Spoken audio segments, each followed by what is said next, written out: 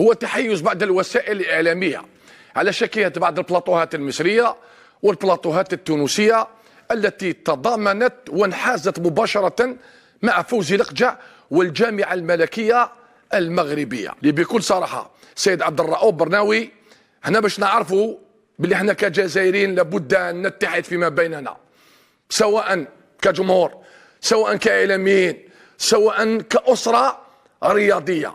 باللغة العامية واحد ما يحبنا، باللغة العامية ليس لأننا منبوذين، ليس لأننا أهل عداوة، ليس لأننا ربما لا نعترف أو ربما لا نحسن الجوار ولا نكرم الضيف، لا، بل هي غيرة، لأن الجزائر يملك النيف ويملك العزة ويملك الشرف بكل صراحة. شاهدنا بلاطوهات أكيد تحيز فاضح، وحنا نجوا في البلاطوهات الإخوة والأوروبا لا لا لا، اللي يدنا الجزائر خط أحمر.